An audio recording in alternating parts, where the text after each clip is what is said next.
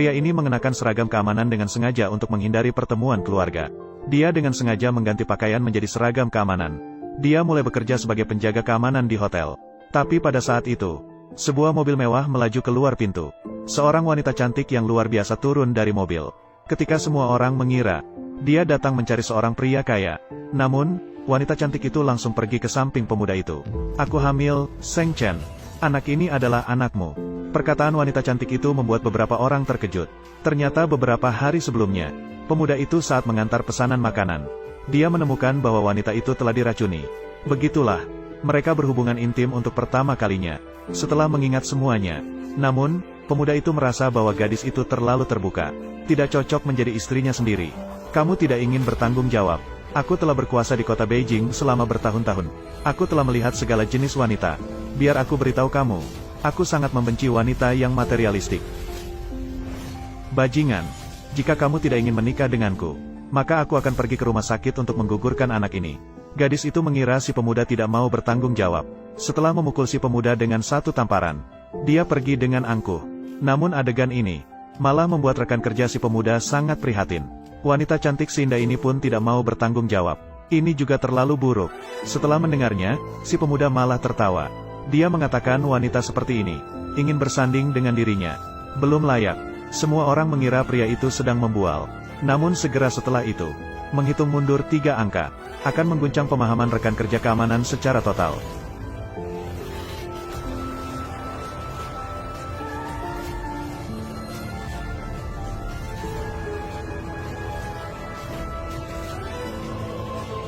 "Tuan muda, selamat datang. Tuan muda, selamat datang. Ah, aku tidak sedang bermimpi, kan? Ini adalah legenda. Kekayaan yang bisa menandingi negara, kebanggaan yang luar biasa, Zhou Yanxing. Kita tidak salah dengar, kan? Dia bahkan memanggil anak kecil ini 4 tuan muda."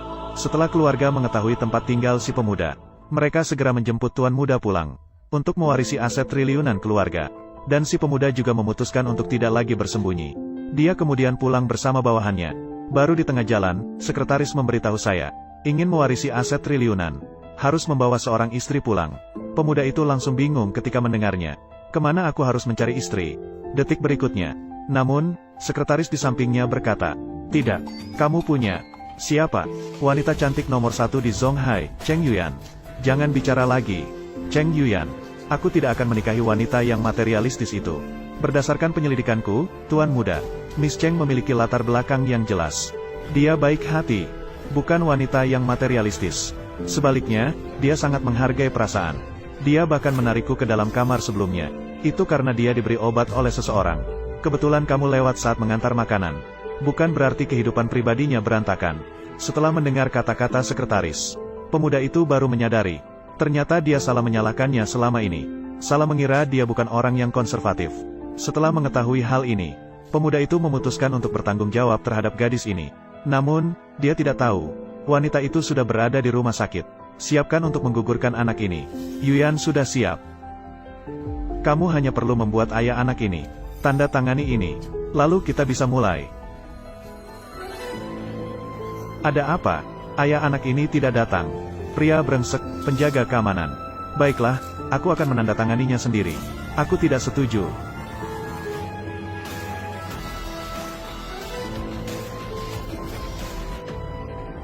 Chen, kamu adalah pria brengsek yang tidak bertanggung jawab. Setelah menandatangani, cepat pergi. Yuyan, jangan takut. Nanti aku akan mengajarinya dengan baik. Aku bilang aku tidak setuju. Apakah kamu tahu apa yang kamu lakukan? Aku, Xiao Chen, tidak akan menggugurkannya. Darah daging sendiri. Aku akan bertanggung jawab atas kamu dan anak ini sampai akhir. Bukankah kamu tidak ingin bertanggung jawab pada anak ini? Sebelumnya aku salah mengerti kamu. Mengira anak ini bukan milikku. Sekarang sudah jelas. Tentu saja harus bertanggung jawab sampai akhir. Bagaimana bertanggung jawab? Dengan menjaga pintu gerbang? Kamu juga berpikiran seperti itu?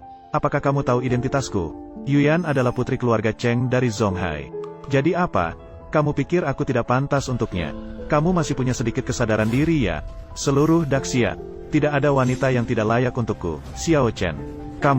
Aku tidak tahu dari mana kamu mendapatkan kepercayaan diri. Tapi aku harus memberitahumu. Aku bukan hanya putri keluarga Cheng. Aku masih menjadi anak dari orang terkaya di Zonghai. Tunangan Cao Baoming. Lalu apa? Kamu tahu siapa orang terkaya di Zonghai? Apakah itu memiliki arti apa-apa? Itu adalah orang penting di seluruh Zonghai. Jika dia menemukannya, aku hamil anakmu. Belum lagi bicara tentang apa yang akan saya lakukan. Tapi kamu pasti akan mati. Meskipun sebenarnya aku tidak ingin menikah dengan Cao Baoming. Tapi jika dia tahu keberadaan anak ini, pasti akan memaksaku untuk menggugurkannya, lalu menghilangkanmu. Meskipun begitu, apakah kamu masih ingin bertanggung jawab? Orang terkaya di Zonghai tidak cukup untuk ditakuti. Nyawa Xiao Chen tidak akan diambil olehnya. Aku akan bertanggung jawab atas kamu dan anak kita. Kamu benar-benar tidak takut? Tentu saja tidak. Semua orang bisa berbohong. Bagaimana aku tahu kamu tidak sedang mempermainkanku? Jika ada masalah, aku dan anak kita akan berada dalam bahaya. Aku tidak berani bertaruh. Berikan aku waktu 1 hari. Aku akan membuktikan kepadamu. Aku akan memberimu dan anakmu masa depan. Baiklah, aku memberikanmu waktu 1 hari. Besok keluarga Cao akan datang ke rumah Cheng untuk melamar. Itu adalah kesempatan terakhirmu. Aku tidak akan pernah membuatmu kecewa. Ingat, kamu hanya punya 1 hari waktu. Yuyan, kamu gila. Kamu benar-benar percaya pada seorang penjaga keamanan yang busuk. Aku hanya menginginkannya untuk anak. Berjuanglah. Xia Qing memiliki sesuatu yang ingin kamu lakukan. Tuan muda meminta izin. Aku ingin menikahi Cheng Yuyan. Tolong persiapkan pemberian mahar untukku. Besok aku akan datang untuk melamar secara langsung. Tuan muda, perkara lamaran tidak boleh dianggap enteng. Pemberian mahar haruslah besar. Menurut pendapat bawahan, kita harus mengikuti adat lama. Lamaran 9 tingkat tidak boleh dilewatkan. 9 tingkat. Menikah itu begitu merepotkan. Keluarga Xiao adalah salah satu dari 4 keluarga terbesar di negara Xia. Kamu juga adalah pewaris tunggal. Oleh karena itu, adat tidak boleh diabaikan. Lamaran tidak boleh dianggap enteng. Lamaran 9 tingkat tidak boleh dilewatkan. Dan setiap tingkatnya tidak boleh sembarangan. Perlu dipilih dengan cermat. Setelah Tuan Muda selesai mengirimkan 9 hadiah lamaran, saat seluruh kota gempar, Tuan Muda akan datang secara resmi untuk melamar. Menentukan tanggal pernikahan. Ide bagus, mari kita ikuti apa yang kamu katakan. Sebelum tengah hari besok, kirimkan hadiah lamaran pertama terlebih dahulu. Aku ingin membuat Yuyan percaya. Aku memiliki kemampuan untuk memberikan kehidupan yang baik bagi dia dan anaknya. Sebuah masa depan yang cerah. Ya, jadi apa yang akan kamu berikan? Tuan Muda tunggu saja, aku akan mengatur semuanya.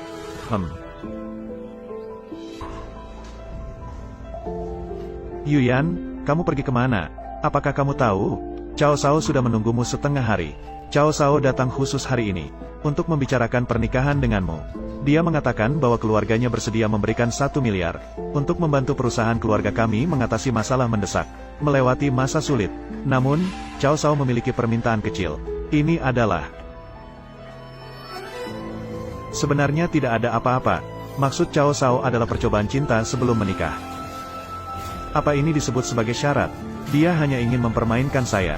Aku tidak akan pernah menikah dengan dia. Jika Yuyan tidak setuju, maka aku tidak akan memaksa. Hanya masalah pendanaan. Kamu harus setuju menikahi pria kaya. Apakah kencan sebelum menikah membuatmu tidak nyaman? Bagaimana keadaan perusahaan keluarga kami saat ini? Kamu juga tahu, hanya Cao Shao yang bisa menyelamatkan kita. Kamu tidak bisa memutuskan dalam hal ini. Kamu harus setuju meskipun tidak ingin. Jika kamu tidak setuju, kami akan menganggapmu tidak ada sebagai putri kami. Keluarga Cheng sangat megah. Kamu siapa? Halo semuanya, namaku Xiao Chen. Dia adalah pacar Reinian. Dia sudah hamil anakku. Tidak boleh menikah dengan orang lain. Hanya bisa menikah denganku. Ini bukan pembicaraan, tapi pemberitahuan. Jangan dengarkan omongannya. Tadi di tengah jalan perutku tidak enak. Biarkan dia membantu mengantarku pulang dengan mobil. Dia hanya bercanda denganmu. Pemuda, kamu bercanda terlalu berlebihan. Kamu bahkan tidak bisa memperbaiki dirimu sendiri. Dengan penampilanmu yang kumuh seperti itu, apakah kamu pantas menjadi menantu keluarga Cheng? Memang tidak pantas. Kamu punya kesadaran diri. Kekayaan keluarga Cheng tidak memadai. Tidak terlihat pintu gerbang. Memang tidak pantas untukku. Kamu. Tapi aku, Xiao Chen, bukan orang yang menghina miskin dan menyukai kaya. Karena aku bilang akan menikahi Yuyan, maka aku tentu tidak akan menghina keadaan keluarga Cheng yang miskin. Aku akan membantu keluarga Cheng bangkit di masa depan. Yuyan, kamu mencari orang gila ini dari mana? Berani bicara besar dengan barang dagangan murahan. Lepaskan atau mati. Bagaimana jika saya tidak mengalah? Sudah lama sekali tidak ada orang yang berani berada di depanku. Begitu sombong. Kamu tahu apa yang akan terjadi jika kamu menyentuh tunangan Cao Baoming? Bagaimana akibatnya? Tidak. Dia bukan tunanganmu, dia milikku. Sayang sekali. Kamu berani mencuri wanita dariku. Kamu tahu siapa aku? Tidak tahu dan tidak ingin tahu. Karena meskipun kamu kaya, tidak akan sebanyak kekayaanku. Hei, kalian dengar tidak? Di lautan tengah ini, masih ada orang yang berani bersaing dengan saya untuk mendapatkan uang. Segera usir orang gila ini dari sini. Jika kamu sakit pikiran, ayo pergi ke rumah sakit jiwa. Xiao Chen, jangan bercanda. Aku tidak bercanda. Hari ini aku datang untuk memberimu hadiah pertunangan. Hadiah pertunangan? Aku ingin melihat, apa yang bisa pria ini berikan sebagai hadiah pertunangan. Maka buka matamu dengan lebar. Hadiah pertunangan bisa masuk sekarang. Hadiah pertunangan sudah sampai. Nyonya Cheng, putri keluarga Cheng, menerima hadiah pertunangan. Nona Cheng, aku dikirim untuk memberikan hadiah pertunangan pertama. Silakan terima. Nona Cheng, lebih baik buka dan lihat. Jika kamu puas, aku bisa kembali dan melaporkan. Ada yang bisa dibuka dengan baik, paling hanya beberapa perhiasan. Mahal. Tidak bisa lebih mahal dari kontrak 200 juta Cao Shao. Yuyan, kamu tidak boleh membukanya. Jika tidak, itu tidak menghormati Cao Shao. Aku pikir bisa dibuka dan dilihat. Lihat sampah ini. Apa yang bisa kamu berikan padaku? Buka dan lihat. Jika tidak puas, bisa ditukar.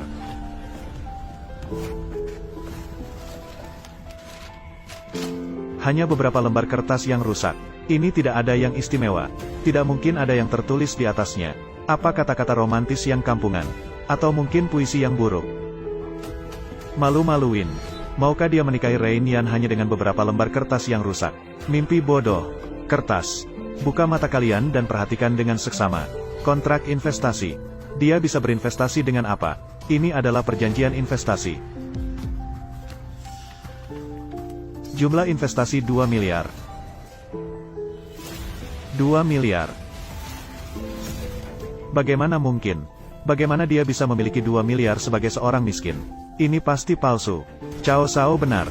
Ini pasti kontrak palsu. Tidak, ini nyata. Lihatlah cap perusahaan Tianjiao ini.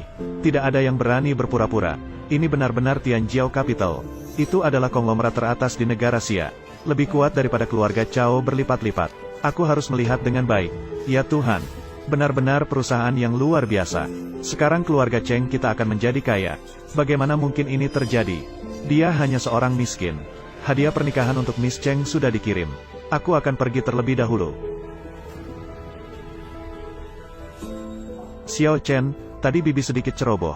Jangan khawatir. Aku juga ingin membuat kita bahagia. Menikah dengan keluarga yang baik.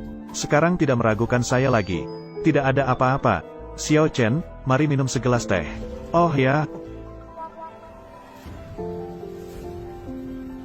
Xiao Chen, tidak tahu hubunganmu dengan Tianjiao Capital. Apa hubungannya?